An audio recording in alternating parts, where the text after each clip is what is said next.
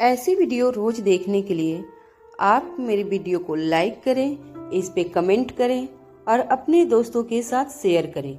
और हाँ, अगर आप इस चैनल पे नए हैं तो इसे सब्सक्राइब करना ना भूलें। दादी माँ का कॉल डिस्कनेक्ट करने के बाद तरुण ने अपनी माँ सुगंधा से सीधे घर जाने को कहा। उसके बाद तरुण अपनी कार में बैठ गया। तरुण की कार में पहले से हेवी मेकअप लगाई हुई जेनी बैठी थी। जेनी ने अपनी दोनों आंखों पर बड़े नकली आईलैशेज लगाए थे। जेनी के आई शेडो भी काफी भड़क लाल रंग के थे। चेहरे पर ऐसा कोई कोना नहीं बचा था जहां जेनी ने जमकर मेकअप ना किया हो। ऐसा लग रहा था जैसे जेनी सीधे किसी पिक्चर की शूटिंग से आई थी। जेनी को देखकर ऐसा लगता था जैसे इतना मेकअप लगाने का फैशन तो अब शायद फिल्मों से भी चली गई थी। नेचुरल मेकअप के जमाने में जेनी का मेकअप देखकर कई बच्चों को हंसी भी आ सकती थी। जैसे ही तरुण कार के अंदर जाकर बैठा, जेनी ने अपने दोनों हाथ तरुण के गले में डालकर उसके गालों पर किस कर लिया। जेनी ने अपनी पलकें झपकाते हुए तरुण से कहा, चलो अब चलकर शादी कर लेते हैं। मैं तो बस इसी दिन के इंतजार में थी कि कब हम दोनों मैरिज रजिस्ट्रार के ऑफिस में रजिस्ट्रार के सामने मैरिज सर्टिफिकेट पर दस्तखत करें और फिर हमेशा हमेशा के लिए हमारे नाम एक हो जाएंगे। अपनी फरमाइश तरुण के सामने रखते हुए जेनी ने अपने बाहों का हार तरुण के गले में डालकर फिर उसे चूमना शुरू कर दिया। दादी माँ ने जो बात कही थी वह अब तक तरुण के दिलो दिमाग में घूम रही थी। इसलिए धीरे से जेनी को अपने से अलग करते हुए तरुण ने कहा, वैसे शादी करने की इतनी जल्दी क्या है? तरुण की इस बात पर तुरंत ही जेनी हैरान होकर तरुण को देखने लगी। जेनी ने अपनी आवाज़ ऊंची करते हुए तरुण से कहा, मगर तुमने तो मुझसे वादा किया था कि जैसे ही तुम हर्षिता को तलाक दोगे तुम उसी वक्त मेरे साथ शादी कर लोगे। मैं तुम्हारे बच्चे की माँ बनने वाली हूँ। अगर इस वक्त हमने शादी नहीं की तो लोग तरह तरह की बातें करेंगे। तरुण कुछ देर तक मन ही मन कुछ सोचता रहा। उसके बाद हिम्मत करके तरुण ने जेनी की आंखों में आंखें डालकर कहा, देखो, बात दरअसल यह है कि मुझे थोड़ा और वक्त चाहिए। हम इस बच्चे का डीएनए रिपोर्ट भी नहीं निकलवा पाएंगे। प्रेगनेंसी के 4 महीने बाद ही यह चीज़ मुमकिन है। यह तो तुम भी अच्छी तरह जानती हो। एक बार रिपोर्ट आ जाए उसके बाद शादी भी हो जाएगी। तरुण की यह बात सुनकर अचानक ही जेनी फिर से अपनी पलकें झुकाने लगी। जेनी को समझ नहीं आ रहा था कि आखिर तरुण इतनी जल्दी पलट कैसे गया था। जेनी को ऐसा लगने लगा था कि उसकी दिल की धड़कन तेज होने लगी थी। तरुण ने वादा करके उसे पूरा नहीं किया था। यह सोच सोच कर जेनी तेज से सांसें लेने लगी। जेनी ने तरुण से कहा, या तुम कैसी बातें कर रहे हो? क्या तुम्हें मुझ पर विश्वास नहीं? मैंने तुमसे कितनी बार कहा है, मेरे पेट में जो बच्चा पल रहा है वह सिर्फ तुम्हारा है। तुम तो जानते हो मैं तुमसे कितना प्यार करती हूँ। हजारों दीवाने थे मेरे, मगर मैंने तुम्हें चुना। तुम शादीशुदा थे, मगर फिर भी मैंने तुम्हें अपनाया। और आज जब मुझे तुम्हारे नाम के सहारे की जरूरत है तो तुम अपना मुंह फेर रहे हो। यह बात ठीक नहीं है तरुण। जेनी की बातें तरुण को इमोशनली काफ़ी हर्ट कर रही थी। तरुण ने अपने दोनों हाथों से जेनी के गाल पकड़े और कहा, मैं जानता हूँ कि तुम इस वक्त किन हालातों से गुजर रही हो। मैं यह भी जानता हूँ कि तुम्हारे पेट में जो बच्चा है वह मेरा है। मुझे तुम पर पूरा भरोसा है, विश्वास करता हूँ मैं तुम पर। मगर जहाँ शादी की बात आती है तब मुझे मेरे परिवार वालों की बात भी सुननी होगी। वह लोग चाहते हैं कि एक बार डीएनए टेस्ट रिपोर्ट आ जाए, उसके बाद जल्द से जल्द हमारी शादी भी करवा देंगे। जेनी ने तरुण की आंखों में पढ़ लिया था कि उसने अपना इरादा पक्का कर लिया था। इसलिए तरुण से झूठ मूठ रूठने की एक्टिंग करते हुए जेनी ने कहा, अगर ऐसी बात है तो फिर मुझे भी यह बच्चा नहीं चाहिए। जिस बच्चे के वजूद पर उसके अपने बाप को शक हो, उसके अपने परिवार को शक हो, इस बच्चे का इस दुनिया में आना ठीक नहीं होगा। मैं अभी जाती हूँ और अभी इस बच्चे को गिरा देती हूँ। यह कहने के बाद जेनी कार के अंदर बैठी हुई जोर जोर से फुट फुट कर रोने लगी। जेनी को रोता हुआ देखकर तरुण ने अपने दोनों हाथों से जेनी के कंधे को पकड़कर उसे सहारा देते हुए कहा, देखो, प्लीज मुझे माफ कर दो और ऐसा कदम उठाने की बिल्कुल ज़रूरत नहीं है। मैं तुम पर पूरा भरोसा करता हूँ, मगर बस मेरी यह आखिरी बात मान लो। उसके बाद ज़िंदगी में तुम्हें कोई भी तकलीफ नहीं होगी। मैं वादा करता हूँ बस 4 महीनों की बात है। बच्चा जैसे ही 4 महीने का हो जाएगा, हम डीएनए टेस्ट रिपोर्ट मेरे परिवार वालों को दिखा देंगे और फिर हमेशा हमेशा के लिए एक हो जाएंगे। जैसे ही तरुण ने देखा कि जेनी ने अपना रोना कंट्रोल किया, तरुण ने जेनी को बाहों में भरते हुए कहा, वैसे कल सुबह सोशल मीडिया अकाउंट पर नज़र जरूर रखना, तुम्हारे लिए एक छोटा सा तोहफा भेजने वाला हूँ। अगले दिन सुबह जब अनिका की आंख खुली तो उसने एहसास हुआ कि उसका फ़ोन उसके बिस्तर पर ठीक उसके सर के बगल में वाइब्रेट हो रहा था। उसने धीरे धीरे अपनी आंखें खोली और अपने फ़ोन पर फ्लैश हो रहा नंबर देखा। सुबह सुबह श्वेता अनिका को कॉल लगा रही थी। अनिका ने जल्दी से कॉल उठाया। उसे लगा कि शायद मल्होत्रा हाउस में कोई इमरजेंसी थी, इसलिए श्वेता ने सुबह सुबह अनिका को कॉल लगाकर जगाया था। जैसे ही कॉल कनेक्ट हुआ, श्वेता ने अनिका से कहा, और फिर से कौन सी नई मुसीबत तुमने सर ले ली है? यह सब लोग तुम्हारे बारे में क्या कह रहे हैं? अनिका हैरानी से श्वेता की बात सुन रही थी। अनिका ने श्वेता से पूछा, क्या हुआ, अब बताओ कि क्या हुआ है? श्वेता ने अनिका को बताया कि सोशल मीडिया पर अब हर जगह यह बात उछल रही थी कि अनिका लोगों की घर गृहस्थी बर्बाद करने के लिए झूठे दावे करती है। सच तो झूठ साबित करने के लिए अपने नाम का गलत इस्तेमाल करती है। कुछ लोग यह भी कह रहे थे कि पिछले दिनों डॉक्टर वांगापट्टू ने अनिका के बारे में जो कुछ भी कहा था वह सब गलत था। अनिका ने डॉक्टर वांगापट्टू जैसे महान आदमी की आंखों में भी धूल झोंक रखी थी। दरअसल अनिका ट्रेडिशनल मेडिसिन और आयुर्वेद के बारे में कुछ नहीं जानती थी।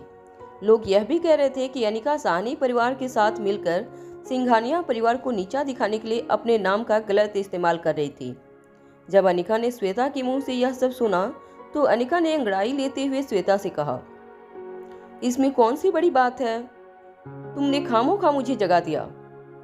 श्वेता यह सुनकर हैरान थी कि अनिका को इतनी बड़ी बात से कोई फर्क नहीं पड़ रहा था।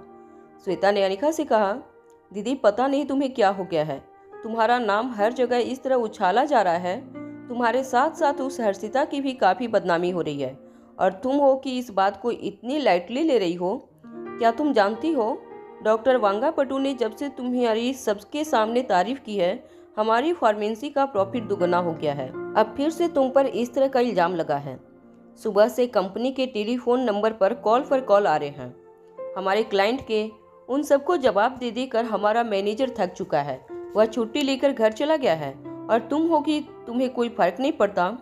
अनिका ने मुस्कुराते हुए श्वेता को जवाब दिया, सब कुछ ठीक हो जाएगा, बस 1-2 दिन की बात है, तब तक इस तमाशे का मजा उठाओ। अनिका ने यह कहकर फ़ोन डिस्कनेक्ट कर दिया और फिर से अंगड़ाई लेते हुए अनिका ने अपने सामने रखा हुआ सुबह का नाश्ता किया और जूस पीकर फ्रेश होने चली गई। अनिका को हर्षिता की बड़ी बहन चांदनी ने एक पार्टी में इनवाइट किया था। दरअसल आज हर्षिता का बर्थडे था। उसके डिवोर्स के ठीक 1 दिन बाद हर्षिता का जन्मदिन था, जिसके बारे में तरुण पूरी तरह से भूल चुका था। तरुण ने पूरे शहर में हर्षिता को बदनाम करने के लिए कोई कसर नहीं छोड़ी थी, मगर हर्षिता की बड़ी बहन चांदनी ने हर्षिता की बर्थडे की खुशी में एक बहुत बड़ी पार्टी ऑर्गेनाइज की थी, जिसमें शहर के बड़े बड़े लोगों को इनवाइट किया गया था। चांदनी चाहती थी कि हर्षिता अपने सैड मूड से बाहर आकर फिर से दुनिया में घुलना मिलना शुरू करे। इस पार्टी के जरिए चांदनी के 2 मकसद पूरे करने चाहती थी। एक तो वह हर्षिता का उदास मूड बदलना चाहती थी और दूसरा चांदनी चाहती थी कि हर्षिता अब फिर से समाज में दूसरे एलिजिबल बैचलर्स को मिलना शुरू करे। चांदनी का मानना था कि एक रिश्ते को बुलाने का सबसे असरदार तरीका यह था कि दूसरा रिश्ता शुरू कर दिया जाए। चांदनी खुद एक ऊंचे खानदान में शादीशुदा लड़की थी। चांदनी के 3 बच्चे थे, 2 जुड़वा बेटे और एक छोटी बेटी। चांदनी ने शहर भर में लोगों को इनवाइट किया था। अनिका को भी इनविटेशन भेजा गया था और अनिका जानती थी कि यह हर्षिता के लिए कितना अहम दिन हो सकता था। हर्षिता की लाइफ में जो ड्रामा खड़ा हुआ था, उसके बाहर निकलने का सबसे बेहतर और कोई इलाज नहीं था। पार्टी में तरह तरह के लोग आए थे, बच्चों से लेकर जवान तक, बिजनेसमैन से लेकर पॉलिटिशियन तक। चांदनी ने इस बात का खास ध्यान रखा था कि पार्टी इतनी शानदार हो कि लोग आने वाले लंबे समय तक इस पार्टी को याद रखें। अनिका ने पार्टी की चकाचौंध देखकर मन ही मन चांदनी के इंतजाम का समर्थन भी किया। अनिका जानती थी कि ऐसा करना हर्षिता के लिए कितना जरूरी था। चांदनी हर्षिता को यह दिखाना चाहती थी कि तरुण सिंघानिया के साथ उसका तलाक कोई दुख की बात नहीं थी, बल्कि यह तो जश्न मनाने का एक बेहतरीन अवसर था। पार्टी में दोनों किस्म के लोग आए थे। कुछ लोग ऐसे थे जो अनिका को पार्टी में देखकर तरुण सिंघानिया की फैलाई हुई बात का समर्थन कर रहे थे, तो कुछ लोग अनिका का साथ देकर अनिका का पॉइंट ऑफ व्यू समझने की कोशिश कर रहे थे। वहीं कुछ लोग यह भी कह रहे थे कि डॉक्टरों को भले ही भगवान का दर्जा दिया जाता है, मगर उन्हें सचमुच भगवान समझना हमारी बेवकूफ़ी हो सकती है। आखिर एक काबिल डॉक्टर से भी छोटी मोटी गलती हो सकती है। इसका मतलब यह नहीं कि लोग उस डॉक्टर के पास इलाज करवाना बंद कर दें। अनिका को पूरी पार्टी में सिर्फ यही बात सबसे सच्ची और अच्छी लगी थी। यह बात जितनी प्रैक्टिकल थी उतनी ही फैक्चुअल भी थी। खुद अनिका यानी कि डॉक्टर अमृता ने भी कभी इस बात का दावा नहीं किया था कि उससे कभी गलती नहीं हो सकती थी। बस एक पेशेंट की जिंदगी का जब भी सवाल होता, अनिका इस बात का खास ख्याल रखती कि उसकी किसी गलती की वजह से उस पेशेंट की जान पर कोई आफत ना आ जाए। अनिका चांदनी और हर्षिता को ढूंढती हुई कोने में बनी हुई एक ड्रेसिंग रूम में पहुंची। जैसे ही अनिका ड्रेसिंग रूम का दरवाजा खोलकर अंदर गई, अनिका ने देखा कि हर्षिता आईने के सामने बैठकर रो रही थी। हर्षिता को एक लंबा चौड़ा लेक्चर दे रही चांदनी ने हर्षिता से कहा, उस बेवकूफ़ और सरफिरे लड़के के लिए इतने आंसू बहाने की कोई ज़रूरत नहीं है। कितनी बार कहा तुमसे, तुम भूल जाओ उसे। हर्षिता ने जवाब देते हुए कहा, यह आंसू मैं इसलिए नहीं बहा रही हूँ क्योंकि मैं तरुण से तलाक लेकर बहुत दुखी हूँ, मगर यह जो कुछ भी हो रहा है वह बहुत जल्दीबाजी में हो रहा है। इस तरह की पार्टी में सबके सामने जाना मुझे कुछ ठीक नहीं लग रहा, और फिर मुझे लगता है तुम भी बहुत गलत कर रही हो। पार्टी में सबके सामने सच्चाई बताना भी ठीक नहीं होगा। क्या मिलेगा दुश्मनी मोलकर? चलो, लोगों को पता चल भी जाता है कि कमी मेरे अंदर नहीं है, तो उससे क्या बदलाव आ जाएगा मेरी ज़िंदगी में? मैं नहीं चाहती कि मेरी ज़िंदगी में दोबारा जो भी लड़का आए वह सिर्फ मुझे इसलिए पसंद करे क्योंकि मैं उसके खानदान के वंश को आगे बढ़ा सकती हूँ। चांदनी के पास अपनी छोटी बहन की इस बात का कोई जवाब नहीं था। हर्षिता ने जो कुछ भी कहा था वह बिल्कुल सच था, मगर चांदनी ने मन में ही फैसला जो कर लिया था वह उससे हिलने वाली नहीं थी। जब अनिका चांदनी और हर्षिता के पास पहुंची, तब अचानक ही अनिका के पीछे का दरवाजा जोर से खुला। दरवाजे से भारी मेकअप की हुई एक लड़की अंदर दाखिल हुई। हर्षिता और चांदनी यह देखकर चौंक गए। क्या अंदर आई हुई लड़की जैनी थी? हर्षिता ने काफी देर से अपने गुस्से को अपने मन ही मन दबा कर रखा था। हर्षिता ऐसी लड़की नहीं थी जो जल्दी किसी पर अपना गुस्सा निकाल सके। वो उन लड़कियों में से थी जिससे अगर गुस्सा भी आता तो वह आंसू बनकर उसकी आंखों से बहने लगता। पिछले दिनों उसकी जिंदगी में जो कुछ भी हुआ था, उस गुस्से को हर्षिता ने आंसू बनाकर अपनी आंखों से बहा दिया था। मगर जेनी को अपनी बर्थडे पार्टी में आया हुआ देखकर हर्षिता अपने गुस्से पर काबू नहीं रख पाई। हर्षिता ने अपनी आवाज़ ऊंची करते हुए जेनी की ओर देखा और कहा, जेनी, तुम यहाँ क्या कर रही हो? हर्षिता अच्छी तरह जानती थी कि चाहे कुछ भी हो जाए, उसकी बड़ी बहन चांदनी जेनी को हर्षिता की बर्थडे पार्टी में कभी इनवाइट नहीं कर सकती थी। इसका मतलब साफ था कि जेनी यहाँ कोई तमाशा खड़ा करने आई थी। जब अनिका ने हर्षिता के मुंह से जेनी का नाम सुना, तब अनिका ने अपने सामने खड़ी लड़की को बड़े ही गौर से देखा। भारी मेकअप, काफ़ी शॉर्ट ड्रेस, हाई हील्स और पूरे शरीर पर लगा अलग अलग किस्म के ऑर्नामेंट्स पहनकर आई हुई जेनी को देखकर यह अंदाज़ा हो जाता था कि जेनी को शो ऑफ करने का कितना शौक था।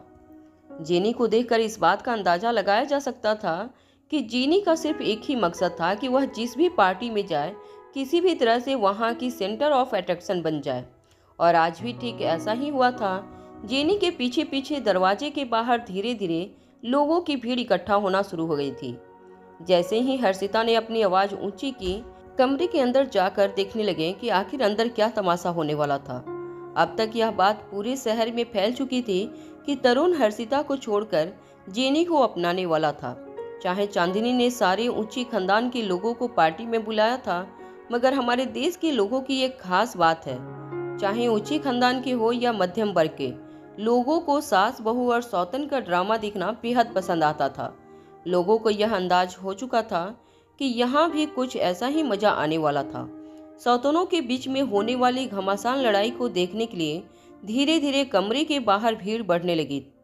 तभी चांदनी ने जेनी की ओर देखकर पूछा, तुम यहाँ क्यों आई हो? तुम्हें तो किसी ने इनवाइट नहीं किया। चांदनी की बात सुनकर जेनी के चेहरे पर बड़ी सी मुस्कान आ गई। जेनी ने चांदनी की ओर देखकर कहा, तो क्या हुआ, मैं तो यहाँ हर्षिता को विश करने आई हूँ। देखो तरुण, हर्षिता के बीच में जो कुछ भी हुआ है उसकी वजह से दोनों खानदान में कोई दुश्मनी नहीं होनी चाहिए। जहाँ तक मेरा ख्याल है, सिंघानिया परिवार और साहनी परिवार पहले ही दोस्त थे और आगे भी दोस्त ही रहेंगे। चाहे अब सिंघानिया परिवार में हर्षिता की जगह मैं लेने वाली हूँ, मगर घर की बहू होने के नाते मैं साहनी परिवार के साथ दोस्ती का हाथ आगे बढ़ाने आई हूँ। जेनी की यह सारी बातें हर्षिता को तीर की तरह चुभ रही थी।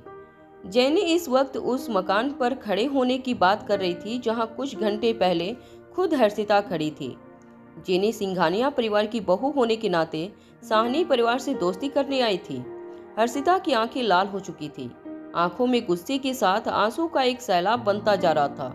चांदनी ने यह कभी नहीं सोचा था कि उसने हर्षिता का मूड ठीक करने के लिए जो पार्टी ऑर्गेनाइज की थी, वह पार्टी उसके लिए एक जहरीली शाम बनकर रह जाएगी। मगर कहीं न कहीं चांदनी को भी शायद इसी मौके का इंतजार था। चांदनी ने अपने कदम जेनी की ओर आगे बढ़ाते हुए उससे कहा, जेनी, मुझे लगता है तुम बिल्कुल ठीक करी हो। ऊंचे खानदान में ऐसी बातें तो होती रहती हैं। कल तक तरुण हर्षिता के साथ था, आज तुम्हारे साथ है, कल हर्षिता किसी और के साथ होगी। ऊंचे खानदान में तो यह सारी बातें काफी आम है। जेनी ने कभी सोचा नहीं था कि चांदनी इतनी जल्दी हार मान लेगी। वो चांदनी को कई सालों से जानती थी। चांदनी न सिर्फ जिद्दी थी, बल्कि चांदनी के बारे में शहर भर में यह बात मशहूर थी कि चांदनी अपने अधिकारों को पाने के लिए किसी भी हद तक जा सकती थी। ना वो खुद कभी झूठ बोलती थी, ना कभी किसी का झूठ बर्दाश्त कर सकती थी। चांदनी के बदले हुए तेवर देखकर जेनी के चेहरे पर भी मुस्कुराहट आ गई। जेनी ने चांदनी से कहा, हम दोनों तो कितने सालों से दोस्त रही हैं, एक दूसरे को अच्छी तरह से जानती हैं, फिर हमें दुश्मनी किस बात की। जेनी की इस बात पर चांदनी ने मुस्कुराते हुए कहा, हाँ हाँ, हम दोनों एक दूसरे को कई सालों से जानती हैं, और फिर ऊंचे खानदानों की पार्टियों में तुम तो आए दिन चर्चा में रहती हो। यह बात जब आस पास खड़े लोगों ने सुनी तो सबके होठों पर दबी हुई मुस्कान आ गई। पिछले कई दिनों से आए दिन जेनी का किसी न किसी लड़के के साथ अफेयर की बातें पार्टियों में गॉसिप का सेंटर ऑफ अट्रैक्शन बन जाती थी, और यह बात खुद जेनी भी अच्छी तरह जानती थी। जेनी ने चांदनी की बात का मुस्कुराते हुए जवाब देते हुए कहा, कम ऑन चांदनी, तुम भी किन बातों को लेकर बैठ गई। जवानी में हम सब ने कोई ना कोई गलतियां की हैं। इसका मतलब यह तो नहीं कि पूरी जिंदगी उस गलती पर तुम मुझे ताना मारती रहो और फिर देखो अपनी ओर। आज हम 2023 में जी रहे हैं, ऐसी बातें करना तुम्हें शोभा नहीं देता। जेनी की इस बात पर चांदनी भी अपनी बात को हंसकर टालने लगी और जेनी से कहने लगी, नहीं नहीं, मैं तो मजाक कर रही थी। मुझे लगता है कि तुम्हें ज़्यादा देर खड़े नहीं रहना चाहिए। तुम प्रेग्नेंट जो हो, पार्टी में काफ़ी शोर शराबा होगा, इतने लोग आए हैं, भीड़ की कितनी है। देखो, तुम्हें अपना ख्याल रखना चाहिए। अब कुछ दिनों के लिए पार्टियां करना बंद करना पड़ेगा तुम्हें। चांदनी जेनी के बारे में जिस तरह से बात कर रही थी, जेनी यह जान चुकी थी कि शायद चांदनी का इशारा कहीं और था और उसकी बातें कुछ और बयां कर रही थी। तभी अचानक चांदनी ने जेनी के पेट की ओर इशारा करते हुए कहा, देखो, आप तो माँ बनने वाली हो, जिसका सबूत धीरे धीरे तुम्हारे शरीर पर दिखने लगा है। जेनी का पेट अब हल्का बाहर आने लगा था। जेनी की प्रेगनेंसी धीरे धीरे लोगों को साफ नजर आने लगी थी। चांदनी ने फिर से जेनी के पेट की ओर इशारा करते हुए कहा, मेरे ख्याल से तुम्हारी प्रेगनेंसी को अभी 1 महीना ही पूरा हुआ है ना। चांदनी का यह सवाल जेनी को अजीब जरूर लग रहा था, मगर खुद जेनी के चेहरे पर यह सवाल सुनने के बाद काफ़ी कन्फ्यूजन नजर आने लगा था। जेनी ने बस हाँ में अपना सर हिला दिया। चांदनी ने अपनी बात आगे बढ़ाते हुए कहा, मगर पता नहीं क्यों तुम्हारे पेट की ओर देखकर लग रहा है जैसे तुम कम से कम 3 महीने पूरे कर चुकी हो अपनी प्रेगनेंसी के। चांदनी ने जब यह बात कही तब जेनी के चेहरे का रंग उड़ गया। वह समझ नहीं पा रही थी कि आखिर चांदनी अपनी बात को किस तरफ घुमाना चाहती थी। जैसे ही चांदनी ने जेनी के चेहरे पर घबराहट देखी, तब अपनी बात को बदलते हुए चांदनी ने हंसी में टाल दिया और कहा, हो सकता है तुम्हारे पेट में जुड़वा बच्चे हों। यह कहते हुए चांदनी ने मुस्कुराते हुए जेनी को हग कर लिया। जब जेनी को इस बात का एहसास हो गया कि चांदनी ने यह बात सिर्फ मजाक में कही थी, तब जेनी की जान में जान आई। आसपास खड़े सभी लोग इस बात को लेकर हैरान थे कि किस तरह इतना संगीन मामला अचानक ही मस्ती मजाक में माहौल में बदल गया था। जिस लड़की ने हर्षिता के पति के साथ मिलकर हर्षिता का घर तुड़वाया था, उसी लड़की के साथ हर्षिता की सगी बड़ी बहन हंस खिलकर बातें कर रही थी। यह सब कुछ देखकर आसपास के लोगों को अब एहसास हो चुका था कि यहाँ कोई तमाशा नहीं होने वाला था। ऊंचे खानदान के लोगों को अब इस बात की आदत पड़ चुकी थी। रिश्ते अब इस समाज में कोई मायने नहीं रखते थे। अगर कोई चीज मायने रखती थी तो वह थी सिर्फ बिजनेस रिलेशंस। लोग अब यह बात भी धीरे धीरे समझने लगे थे कि चांदनी को अपनी बहन के टूटे हुए रिश्तों को अपने बिजनेस रिलेशन में मिक्सअप नहीं करना था। आखिर सिंघानिया परिवार मारवा खानदान से जुड़ा था। सिंघानिया परिवार के साथ बिजनेस रिलेशन में दुश्मनी लेकर साहनी परिवार को बहुत बड़ा नुकसान हो सकता था, और उसी नुकसान को बचाने के लिए चांदनी ने जेनी को सबके सामने गले लगा लिया था। जब लोग राहत की सांस लेकर फिर से पार्टी एंजॉय करने लगे, अपनी अपनी जगह पर लौटने लगे, तब अचानक हाथ में गुलदस्ता लिए अपने जूतों की आवाज करता हुआ तरुण पार्टी के हॉल में दाखिल हुआ। तरुण को पार्टी में आया हुआ देखकर हर्षिता के चेहरे के रंग उड़ गए। उसके हाथ में एक बड़ा सा फूलों का गुलदस्ता था और चेहरे पर बहुत बड़ी मुस्कान।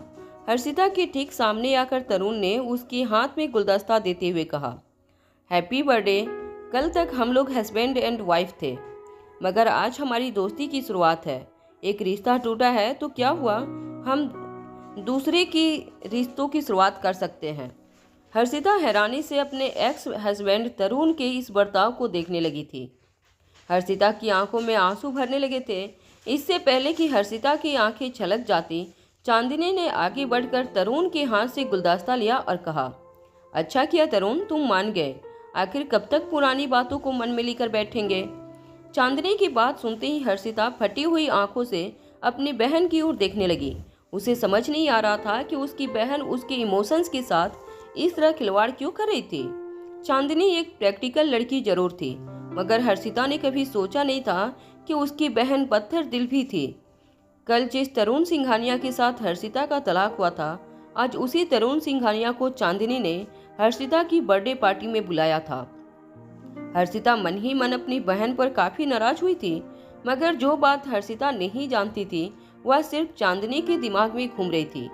चांदनी ने तरुण को इस पार्टी में इसलिए नहीं बुलाया था ताकि वह अपनी बहन को नीचा दिखा सके, बल्कि चांदनी ने तरुण को पार्टी में इसलिए बुलाया था ताकि वह सबके सामने यह बात अनाउंस कर सके कि उसकी बहन बांझ नहीं है। अगर किसी के शरीर में खामी है तो वह था तरुण सिंघानिया। तरुण बाप बनने के लायक नहीं था। यह बात पार्टी में सबके सामने कहकर चांदनी तरुण को ऐसा सबक सिखाना चाहती थी जो वह जिंदगी भर याद रखता। उसके खानदान में इस तरह की बातें आग की तरह फैलती है। तरुण के नामर्द होने की बात कुछ ही घंटों में पूरे शहर में फैल जाती, और साथ ही साथ यह बात भी फैल जाती कि तरुण जेनी को अपनाकर जिस बच्चे को अपना नाम देना चाहता है, दरअसल वह बच्चा किसी और का था। ऐसा करने से न सिर्फ तरुण की ईगो को चोट पहुंचती, बल्कि पूरे के पूरे सिंघानिया परिवार के झूठे अहंकार पर चोट पहुंचती। जो इमोशनल दर्द सिंघानिया परिवार ने अपने बेटे तरुण के साथ मिलकर हर्षिता को पहुंचाया था, उसका बदला लेने का ठीक वक्त आ गया था। मगर इससे पहले कि चांदनी अपना अगला कदम उठा सकती, अचानक ही हर्षिता की आंखों से आंसू बहने लगे।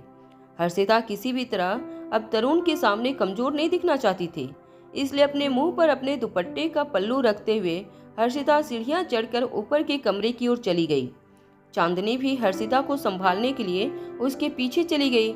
जैसे ही अनिका ने ऊपर जाने के लिए अपने कदम बढ़ाए, अचानक ही तरुण अनिका के सामने आकर खड़ा हो गया। तरुण ने अनिका से कहा, हेलो मिस अनिका, कैसी हैं आप?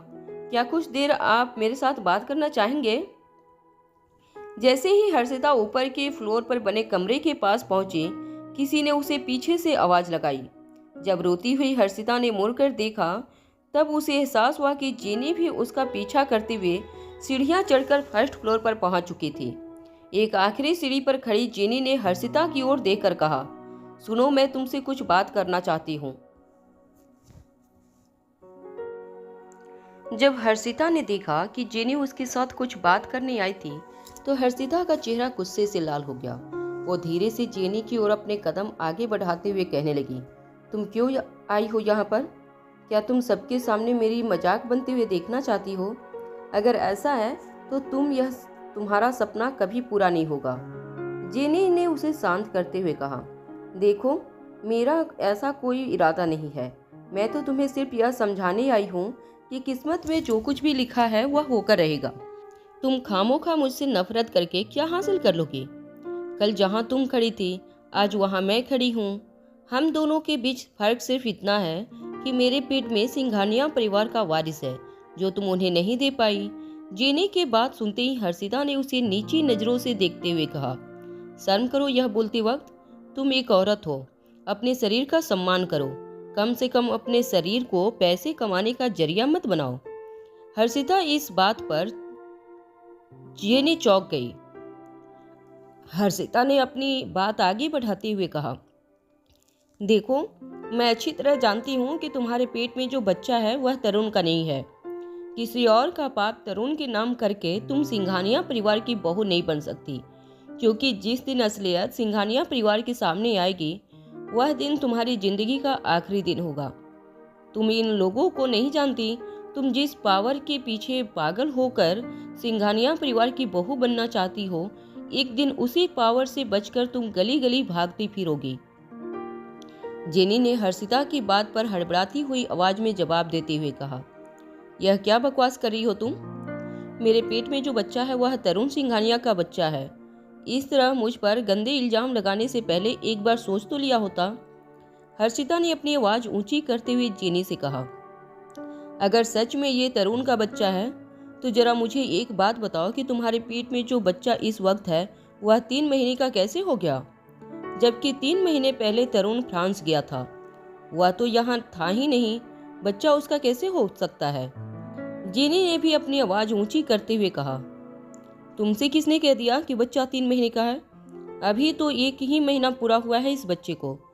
तुम यह बात कैसे कह सकती हो कि बच्चा 3 महीने का है? पेट की ओर इशारा करते हुए हर्षिता ने कहा, 1 महीने के अंदर तुम्हारा पेट भी बाहर आ गया? क्या तुम लोगों को बेवकूफ़ समझती हो? तुम्हारे झूठ से बहुत जल्द पर्दा उठ जाएगा, और जिस दिन सिंघानिया परिवार को तुम्हारी प्लानिंग का पता चलेगा, तुम सोच नहीं सकती हो वो लोग तुम्हारी क्या हालत करेंगे। जेनी ने भी पलटकर जवाब देते हुए कहा, मैं जानती हूँ तुम यह सब मुझसे जेलसी की वजह से कर रही हो, मगर तुम चाहे मुझे कितना भी बदनाम करने की कोशिश करो, तरुण तुम्हारी जिंदगी में वापस नहीं आएगा। वह मुझसे प्यार करता है। बहुत जल्द हमारी फैमिली शुरू होने वाली है। तुम हमारे हंसते खेलते परिवार में दखल अंदाजी देने की बिल्कुल कोशिश मत करना, वरना मुंह की बल गिरोगी। हर्षिता को अब जेनी की बातों से कोई फर्क नहीं पड़ता था, क्योंकि वह अच्छी तरह जानती थी कि बहुत जल्द जेनी का झूठ पकड़ा जाने वाला था। मगर हर्षिता अपने इमोशंस पर काबू नहीं रख पाई। गुस्से की आग में जल रही हर्षिता ने जेनी से कहा, अगर ऐसी बात है तो ठीक 4 महीने बाद बच्चे की डीएनए टेस्ट रिपोर्ट से सच सबके सामने बाहर आ जाएगा। उसके बाद पता चल जाएगा कि किसकी बातों में सच्चाई है। और अगर तुम में हिम्मत है तो डीएनए टेस्ट रिपोर्ट आ जाने के बाद एक बार मेरी आंखों में आंखें डालकर मुझसे बात करने की कोशिश करना। हर्षिता की आंखों में छुपी हुई सच्चाई को देखकर जेनी के माथे से ठंडा पसीना बहने लगा। जेनी भी अब तक यह बात सोच सोच कर घबराने लगी थी कि आखिर जब डीएनए टेस्ट रिपोर्ट सबके सामने आ जाएगा तब उसका क्या होगा। मगर जेनी इतनी आसानी से हार मानने वालों में से नहीं थी। स्टेयर केस की आखिरी सीढ़ी पर खड़ी जेनी ने अचानक ही हर्षिता का हाथ पकड़ लिया। जेनी ने अपना वजन हर्षिता के हाथ पर डाल दिया। हर्षिता ने जेनी को कस के पकड़ लिया। हर्षिता अचानक ही जेनी को ऐसा करते हुए देखकर काफ़ी हैरान हो गई। हर्षिता बड़ी मुश्किल से उसके वजन को संभाल पा रही थी। वह जानती थी कि अगर उसकी ग्रिप छूट गई तो जेनी सीधे स्टेयर केस से लुढ़कते हुए नीचे आ जाएगी, जो उसके लिए जानलेवा हो सकता था। मगर जेनी के चेहरे पर ना कोई घबराहट थी और ना ही किसी बात का डर। जेनी ने हर्षिता की आंखों में आंखें डालकर कहा, मैं जानती हूँ कि तुम किसी भी तरह सिंघानिया परिवार में अपनी पुरानी पोजीशन वापस लेना चाहती हो, मगर मैं तुमसे वादा करती हूँ कि मैं तुम्हें तुम्हारे मकसद में कभी कामयाब नहीं होने दूंगी। यह कहते हुए जेनी ने हर्षिता का हाथ छोड़ दिया। नीचे पार्टी हॉल में अनिका के ठीक सामने खड़ा तरुण सिंघानिया अपने दोनों हाथ कमर पर रखते हुए अनिका से कह रहा था, क्या समझती हैं आप अपने आप को? देखिए, मैं यह बात अच्छी तरह से जानता हूँ कि बहुत जल्द आपकी शादी रोहित मारवा के साथ होने वाली है, इसलिए आज से आप मेरी भाभी हुई। मगर यह मत समझना कि यह सुनकर मैं कमज़ोर पड़ जाऊंगा। हमारे परिवार में बहुत जल्द आप शामिल होने वाली हैं और आप ही ने सरेआम सबके सामने मेरी मर्दानगी की और मेरे परिवार की इंसल्ट की थी। क्या आप जानती भी हैं कि अगर आज जेनी के पेट में मेरा बच्चा ना होता तो लोग किस तरह से मेरा मजाक उड़ाते? और यह सब कुछ आपकी वजह से होने वाला है। ऊपर वाले का शुक्र है कि ठीक वक्त पर जेनी की प्रेगनेंसी के बारे में पता चला, वरना आपने कोई कसर बाकी नहीं रखी थी। सिंघानिया परिवार को सबके सामने मजाक बनाने की। अनिका बड़े ही ध्यान से तरुण की हर बात सुन रही थी। अनिका चाहती तो सबके सामने इसी वक्त तरुण को असलियत बताकर उसका सर शर्म से झुका सकती थी, मगर चांदनी को पूछे बिना अनिका कोई कदम नहीं उठाना चाहती थी। इसलिए अनिका चुपचाप तरुण के सामने खड़ी तरुण की हर बात सर झुकाकर सुन रही थी। तरुण की आंखें गुस्से से लाल हो चुकी थी। आसपास खड़े लोग भी तरुण को शांत करने के लिए अपनी ओर से कोशिश करने लगे, मगर तेज सांसें ले रहे तरुण को इस वक्त अपनी होने वाली बदनामी के बारे में सोच सोचकर अनिका पर घिन आ रही थी। तरुण इस वक्त अनिका के साथ जिस तरह बात कर रहा था, वह देखकर ऐसा लग रहा था कि अगर अनिका रोहित के साथ रिश्ते में ना होती तो शायद तरुण ने अब तक उस पर हाथ उठा दिया होता। मगर तरुण सिर्फ और सिर्फ मारवा खानदान के रिस्पेक्ट और पावर की वजह से अपने आप को रोके हुए अनिका के सामने खड़ा था। मगर अनिका के सामने तीखी भाषा का उपयोग करने में तरुण को कोई हिचक महसूस नहीं हो रही थी। अनिका भी तरुण की हर बात बिना किसी रिएक्शन के सुनती जा रही थी।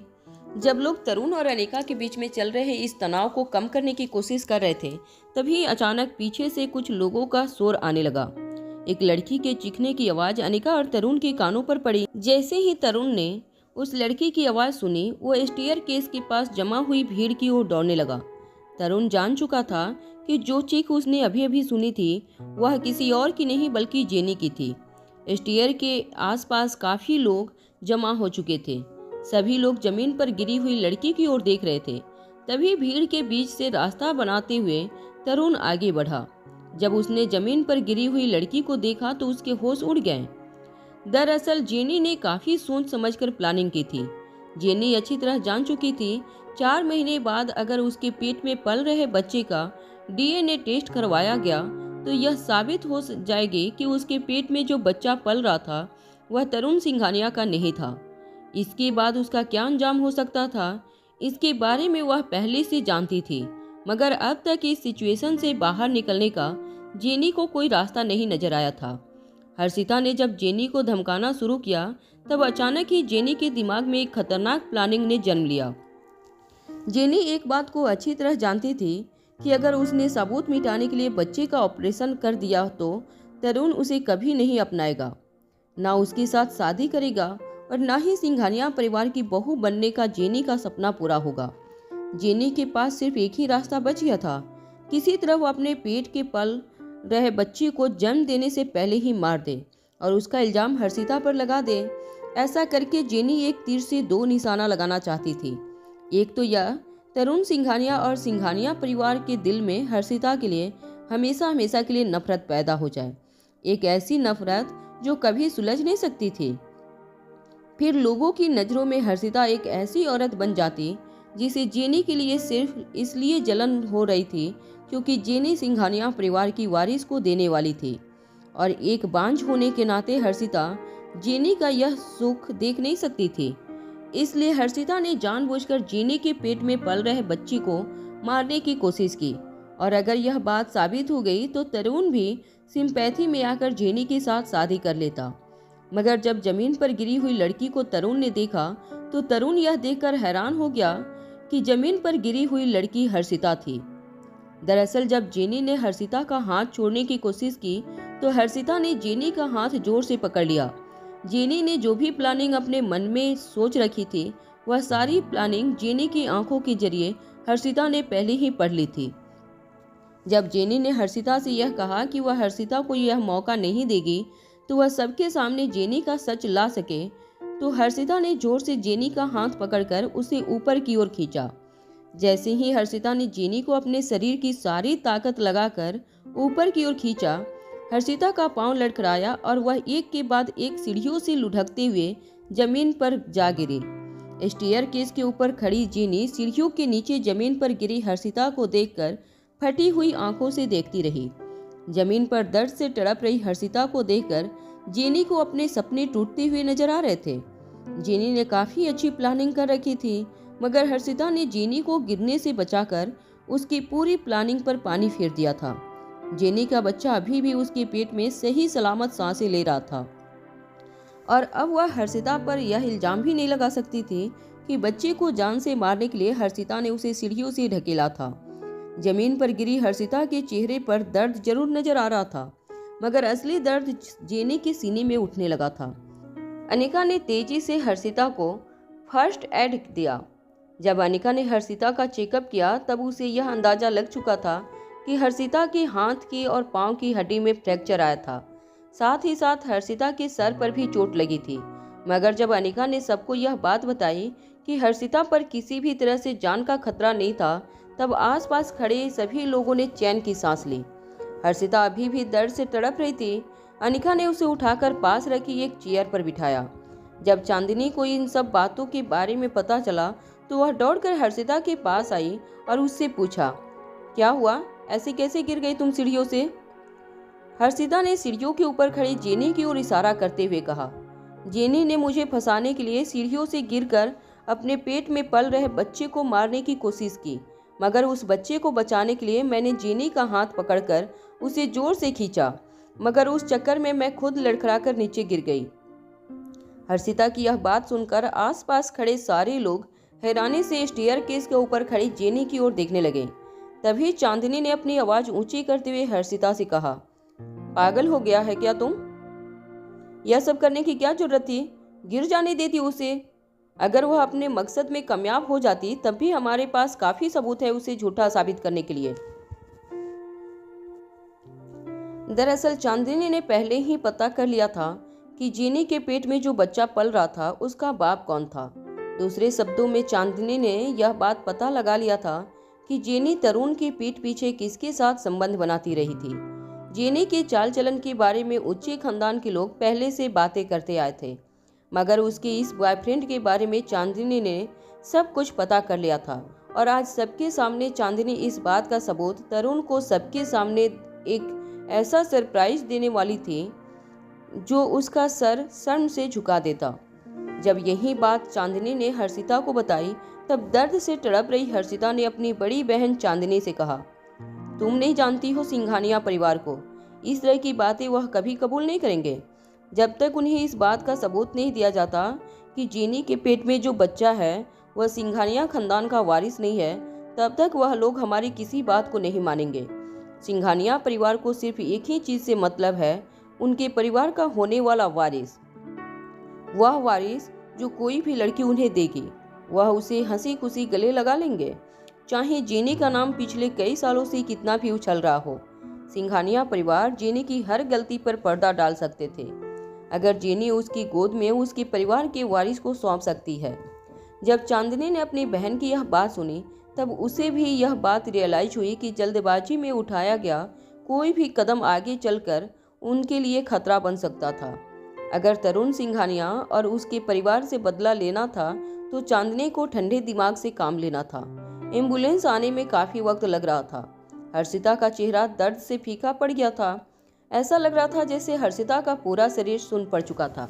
अनिका और चांदनी हर्षिता को पहले ही उठाकर बगल वाले रूम में ले जा चुके थे, जहां पार्टी में आए कुछ बड़े बुजुर्ग और चांदनी और हर्षिता के क्लोज फ्रेंड हर्षिता के आसपास भीड़ लगाकर खड़े थे। तरुण और जेनी कमरे से बाहर अंदर चल रहा तमाशा देखने की कोशिश कर रहे थे, मगर उनके कानों पर कोई बात नहीं पड़ रही थी। जेनी जानना चाहती थी कि आखिर हर्षिता ने लोगों से क्या बात कही थी, मगर उसे कुछ सुनाई नहीं दे रहा था। चांदनी ने फिर से कॉल लगाकर यह जानने की कोशिश की कि आखिर एम्बुलेंस कहाँ पहुंची थी। अपनी छोटी बहन का दर्द चांदनी से देखा नहीं जा रहा था। जैसे ही चांदनी ने कॉल डिस्कनेक्ट किया, हर्षिता ने चांदनी का हाथ पकड़ते हुए कहा, मैं अभी यहाँ से जाना नहीं चाहती। मैं उन दोनों का चेहरा देखना चाहती हूँ। हर्षिता ने अभी अभी जो बात चांदनी से कही थी, वह बात आग की तरह पूरे कमरे में फैल चुकी थी। हर्षिता जानती थी कि बहुत जल्द सच्चाई जेनी और तरुण तक जल्दी ही पहुंचेगी। हर्षिता यह देखना चाहती थी कि ऐसी शर्म से सर झुका देने वाली बात उनके कानों पर पड़ने के बाद उन दोनों के चेहरे पर क्या रिएक्शन होंगे। हालांकि हर्षिता इस वक्त दोनों के सामने कोई सबूत नहीं पेश करना चाहती थी, मगर वह उस फिल्म का ट्रेलर देखना चाहती थी जो पूरी फिल्म 1 महीने बाद डीएनए टेस्ट रिपोर्ट आने के बाद सबके सामने रिलीज होने वाली थी। जब हर्षिता ने चांदनी से कहा कि वह अस्पताल नहीं जाना चाहती, तब चांदनी ने अपनी नजरें उठाकर हर्षिता के ठीक बगल में बैठी अनिका की ओर देखा। अनिका पहले ही हर्षिता का चेकअप कर चुकी थी। वह जानती थी कि हर्षिता खतरे से बाहर थी, इसलिए अपनी आंखों के इशारे से अनिका ने चांदनी को यह मैसेज कन्वे किया कि डरने की कोई ज़रूरत नहीं है। जब कमरे के अंदर खड़े लोगों ने हर्षिता की बात सुनी, तब उन्हें इस बात का एहसास हुआ कि आखिर सिंघानिया परिवार और हर्षिता के बीच क्या चल रहा था। धीरे धीरे डिवोर्स के कारण लोगों के दिमाग में क्लियर होने लगे। यह लोग हैरानी से पीछे मुड़कर तरुण और जेनी की ओर देखने लगे। जेनी, जो अभी भी अपने शौक में से बाहर नहीं आई थी, उसने जब लोगों को अपनी ओर शक की निगाहों से देखते हुए नोटिस किया, तो अचानक ही भीड़ के बीच से रास्ता बनाते हुए कमरे के अंदर बेड पर लेटी हर्षिता के पास गई और जोर जोर से हर्षिता की ओर देखकर कहने लगी, यह क्या तरीका हुआ अपनी बात और अपनी जिद पूरी करने का? मैं जानती हूँ कि तुम तरुण और सिंघानिया परिवार से दूर होना नहीं चाहती। अपनी शादी बचाने के लिए तुम जी तोड़ कोशिश कर रही हो। यह बात भी मैं अच्छी तरह जानती हूँ। एक औरत होने के नाते मैं सब कुछ समझ सकती हूँ, मगर मैंने तुम्हें ऊपर भी समझाने की कोशिश की कि तुम्हारी शादी टूट गई है, उसमें तुम्हारी कोई गलती नहीं है। तुम सिंघानिया परिवार को वारिस नहीं दे सकती, इसलिए वह लोग तुम्हें अब अपनाना नहीं चाहते। और फिर इसमें मेरी भी कोई गलती नहीं है। मैंने तो तरुण से सच्चा प्यार किया है और हमारे प्यार की निशानी मेरे पेट में पल रही है। जेनी जोर जोर से सबके सामने यह बातें करना चाहती थी कि सीढ़ियाँ पर जो कुछ भी हुआ था उसमें उसकी कोई गलती नहीं थी। अपनी बात आगे बढ़ाते हुए जेनी ने हर्षिता और चांदनी की ओर देखते हुए कहा, तुम लोग मुझे सबके सामने इस तरह बदनाम करने की कोशिश मत करो। यहाँ खड़े सारे लोग यही न सोचते होंगे कि मैंने तुम्हें धक्का देकर सीढ़ियों से गिराया है, जबकि हकीकत तो यह है कि तुमने खुद अपने आप को सीढ़ियों से गिराया है। मगर मैं यह कहना चाहती हूँ कि हर्षिता से जबरदस्ती सिंघानिया परिवार के साथ जोड़ने की कोशिश में अपने आप को इस तरह खतरे में डालना ठीक बात नहीं है। जिद पूरी करना एक चीज़ है, मगर जिद पूरी करने के लिए अपनी जान को खतरे में डालना बिल्कुल ठीक नहीं है। इस वक्त मुझे लगता है कि हर्षिता की जिद उसका जुनून बन चुकी है। आप लोग हर्षिता के दोस्त हैं, मैं भी उसका भला चाहती हूँ, इसलिए यह बात आप सबसे कह रही हूँ कि आप लोग भी आगे चलकर इस लड़की पर नज़र बनाए रखें। यह कब किस वक्त क्या कर बैठे, इसका कोई भरोसा नहीं। मुझे लगता है इस डिवोर्स का सीधा असर इसके दिमाग पर पड़ा है। मैं अच्छी तरह जानती हूँ कि सिंघानिया परिवार की बहू होने के क्या क्या फ़ायदे आज तक मिले होंगे हर्षिता को। उन सारे ऐशो आराम से दूर होना शायद हर्षिता बर्दाश्त नहीं कर पा रही है और इसीलिए इस तरह के खतरनाक कदम उठा रही है। बिस्तर पर लेटी दर्द से तड़प रही हर्षिता के कानों पर जेनी की बातें तीर की तरह चुभ रही थी। चांदनी और अनिका अच्छी तरह जानते थे कि जेनी यह सारी बातें जानबूझकर कर रही थी ताकि हर्षिता इमोशनली डिस्टर्ब होकर कोई ऐसा कदम उठाए जो जेनी के लिए फायदेमंद साबित हो। मगर अनिका ने बड़ी ही प्यार से हर्षिता का हाथ दबाते हुए उसे जेनी की चाल में ना फंसने का इशारा किया। जेनी ने अपने पेट पर हाथ रखते हुए सबसे कहा, देखिए, जो कुछ भी हो रहा है उसमें मेरे पेट में पल रहे हमारे बच्चे का कोई कसूर नहीं है। मैं नहीं चाहती कि मेरा बच्चा इस दुनिया में आने से पहले ही लोगों की नज़र में एक मुजरिम साबित हो। अभी अभी इस लड़की ने आप लोगों के सामने जो कुछ भी कहा है, जाहिर सी बात है आप सबको मुझसे देखकर इस वक्त नफरत हो रही होगी, मगर जरा समझने की कोशिश कीजिए। मैंने तरुण से सच्चा प्यार किया है और प्यार कभी सोच समझकर नहीं किया जाता। यह बात तो आप सभी अच्छी तरह जानते होंगे। आप सब लोगों ने भी जिंदगी में कभी न कभी किसी से सच्चा प्यार किया होगा। जैसा प्यार आज मुझे तरुण के लिए महसूस हो रहा है, जरूर आप लोगों ने भी किसी न किसी के लिए ऐसा सच्चा प्यार महसूस किया होगा। मेकअप लगाई जेनी की आंखें से जब आंसू बहने लगे, तब मगरमच्छ की आंसुओं के कारण जेनी की आंखों का काजल उसकी गालों से सरकते हुए नीचे की ओर आने लगा। धीरे धीरे काला काजल जेनी के पूरे मेकअप किए हुए चेहरे पर फैलने लगा। देखते ही देखते कुछ ही पलों में जेनी का पूरा चेहरा बिल्कुल डरावना हो गया। पार्टी में मौजूद सारे बच्चे जेनी का चेहरा देखकर अपने माँ के आंचल के पीछे छुप गए। जेनी की बात पूरी होते ही अनिका ने अपनी जगह से खड़े होते हुए कहा, अगर तुम्हारा प्यार सच्चा है और तुम्हारे पेट में जो निशानी पल रही है वह सचमुच सिंघानिया परिवार का खून है, तो क्यों न डीएनए टेस्ट कर ली जाए। अनिका की यह बात सुनते ही जेनी ने हैरानी से अनिका की ओर देखा। जेनी ने अनिका को पहली बार देखा था। वह नहीं जानती थी कि अनिका कौन थी। उसने सोचा कि जरूर अनिका हर्षिता की ही कोई दोस्त होगी जो हर्षिता के बचाव में यह बात कह रही थी। जेनी ने अनिका की ओर देखकर जवाब देते हुए कहा, तुम भी बिल्कुल हर्षिता की तरह बेवकूफ़ हो शायद। तुम इतना भी नहीं जानते कि डीएनए टेस्ट करने के लिए पेट में पल रहा बच्चा कम से कम 4 महीने का होना चाहिए। उसके बाद ही उसकी डीएनए टेस्ट की जा सकती है। मगर खैर, मुझे लगता है कि तुम भी हर्षिता की दोस्त हो और जाहिर सी बात है हर्षिता की ही तरह तुम भी पढ़ाई लिखाई के मामले में काफ़ी कमज़ोर रही होगी, इसलिए शायद यह सारी बातें नहीं जानती।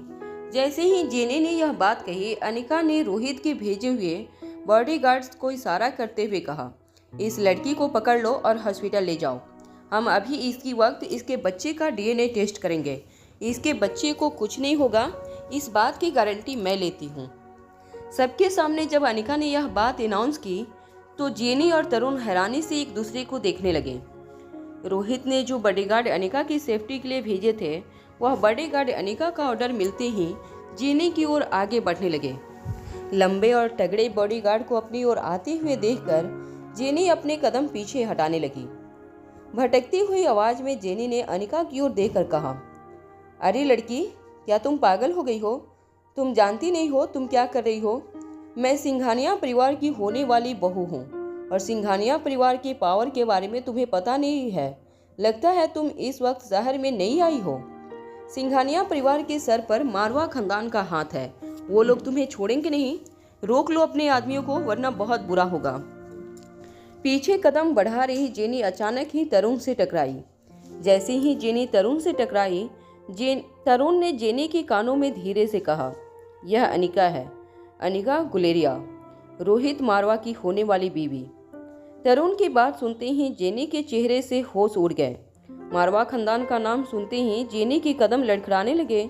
वह जानती थी कि वह चाहकर भी मारवा खानदान के खिलाफ नहीं जा सकती थी, मगर वह बात भी अच्छी तरह से जानती थी कि अगर उसे हॉस्पिटल ले जाया गया तो उसके झूठ से बहुत जल्द पर्दा उठ जाएगा। इसलिए लोगों को सिंपैथी लेने के लिए जेनी ने अपने पेट पर हाथ रखकर फिर से नाटक शुरू कर दिया। जेनी ने चीख चीख कर सबके सामने कहा, कोई रोको इस लड़की को प्लीज, कोई रोको। मेरा बच्चा अभी 4 महीने का भी नहीं हुआ। अगर उसके ऊपर ऐसी कोई टेस्ट हो गई तो हो सकता है उसकी जान चली जाए। हालांकि जेनी कुछ देर पहले खुद चाहती थी कि उसके पेट में पल रहा बच्चा किसी तरह उसके पेट में ही अपना दम तोड़ दे, मगर अब उसी बच्चे का सहारा लेते हुए जेनी ने अपने आप को बचाने की कोशिश की।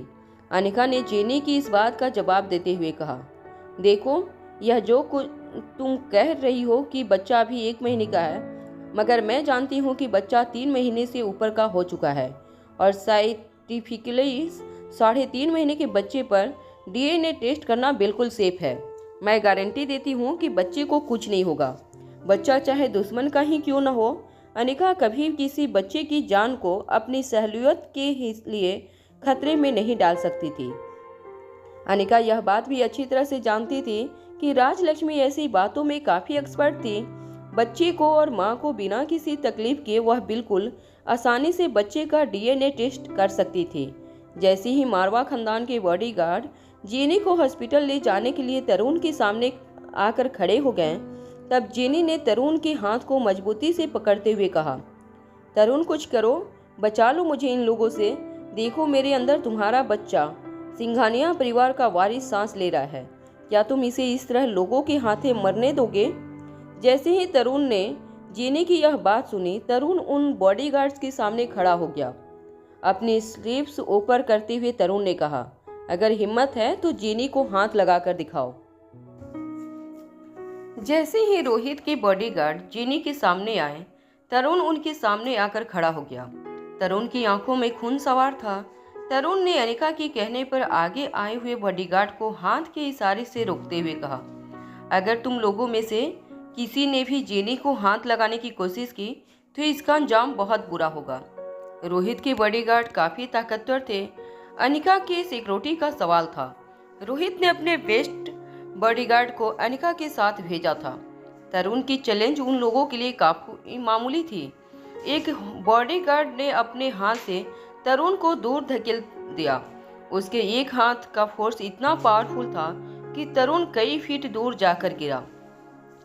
तरुण ने फिर से उठकर जेनी को बचाने की कोशिश की, मगर जैसे ही तरुण ने आगे बढ़ना चाहा, उसी बॉडीगार्ड ने फिर से तरुण को आगे बढ़ने से रोक लिया।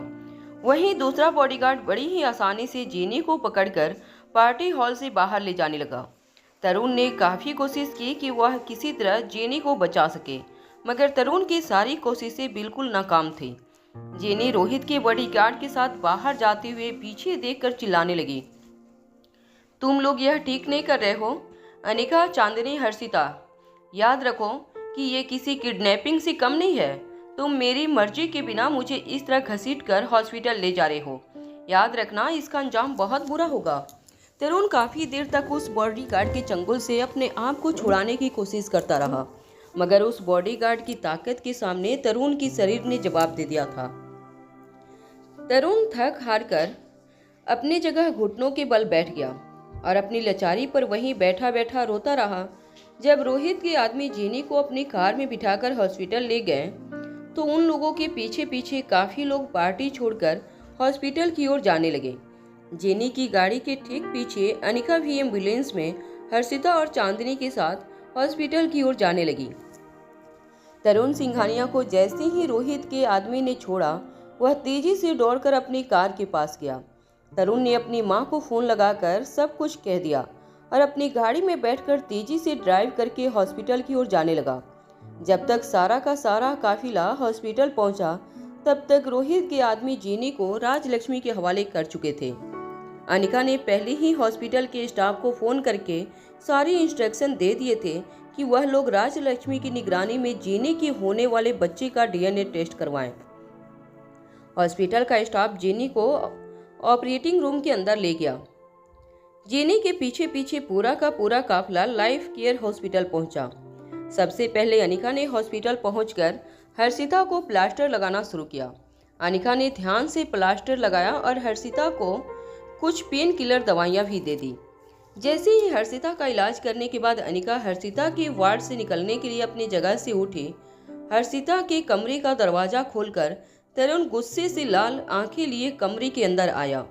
अनिका और हर्षिता को देखकर तरुण ने अपनी आवाज़ ऊंची करते हुए कहा, तुम दोनों मिली हुई हो। तुम दोनों मिलकर मेरे बच्चे को मार देना चाहती हो, लेकिन इतना याद रखना कि अगर मेरे बच्चे पर आँच आई तो मैं किसी को छोड़ूंगा नहीं। चाहे रोहित मारवा खुद मेरे सामने खड़ा हो जाए, मैं उसे भी जिंदा जमीन में गाड़ दूंगा। मेरे खानदान के होने वाले वारिस को अगर एक खरोच भी आई तो मैं तुम लोगों की दुनिया तबाह कर दूंगा।